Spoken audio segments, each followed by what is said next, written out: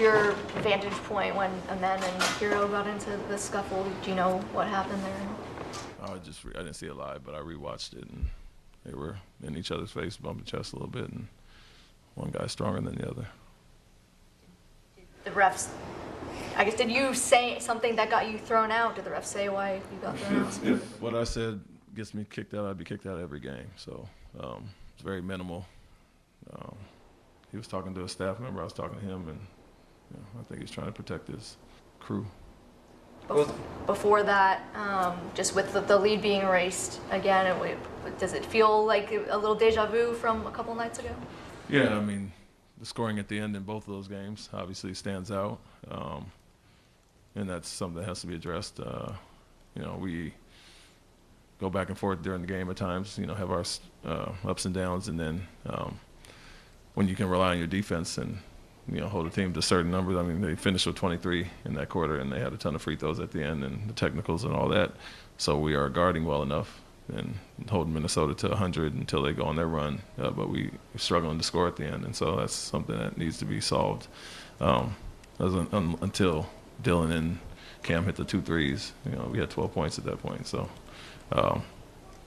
teams are scoring 104 with all the free throws, and scoring to that low of a number, obviously those should be wins for us if we're able to score the ball, and so got to be better at the end for sure. What was the reason Fred was ejected?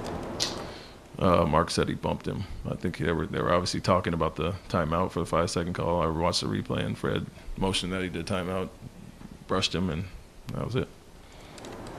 Minimal again. You went on the run to start the third quarter. Allowing them to go on the run after that, how much did that kind of just like let them hang around in the game? Did you feel like you had a chance to maybe put it away midway through the third? Yeah, I mean, that's been the case. That was the case the other game too, and been the case at times this year where we obviously started the quarter great. They had, I think, 8 points for about 7 minutes, and we built a lead there, and then just have a few letdowns on both sides of the ball.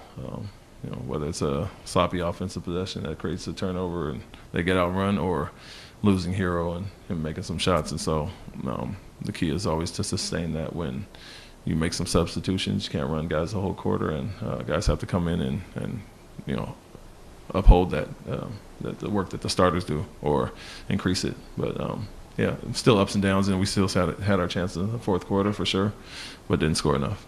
With what happened between Amen and Hero, could you feel that coming on as that fourth quarter kind of wore on? It felt like there was not a lot of control in the game regardless, and so that's probably going to happen when there's a lot of inconsistency, ups and downs with what they're calling, what they're not calling, how they're calling it. And so, I wouldn't say I'm surprised it got to that point. Lost control as a crew, and that's what happens when it happens. Was there anything specifically that Miami was doing that was making it difficult to execute offensively at the end of this game? I mean, they tried to make us prove it and went under a lot of pick and rolls. They relied on Bam to guard one-on-one with Alpi, and he struggled a little bit there in the fourth quarter, and then went under a lot of pick and rolls, and obviously we didn't shoot it well in that fourth quarter. So took away some of our driving lanes by going under, but teams have done that this year at times, and I just think as a unit, as a whole, obviously, when you look at the numbers of fourth quarter only, a few guys were 0 for 3, 0 for 4, and then it puts the onus on some of our vets to try to do more, and that doesn't always work out. Do you feel like you guys get a little bit desperate at the end of games when some shots aren't falling? I wouldn't say desperate. I mean, you're searching for someone to, kind of shoulder the load, I guess. You like to do it as a team, like we try to do all game, or you go with a hot hand at times, but teams aren't going to allow you to just continue to go with what works. You have to find secondary options, and that's when, whether it's Alperin in the post and finding guys open, you got to make those shots, or other guys penetrating and setting their teammates up. And like I said, they went under a few times and bottled up the lanes, or Adebayo guarded one-on-one, and obviously 12 points is not enough to get it done, regardless of how you're guarding in the fourth quarter. Do you get a sense of pride at all? Obviously, you don't want it to maybe escalate to this level, but you've talked before about the culture, the sense of these guys not backing down from anybody. In a moment like this, seeing how Amen kind of reacted, obviously maybe want to handle it a little bit better going forward, but just that fight from your team. Yeah, I mean, we kind of built that reputation last year, and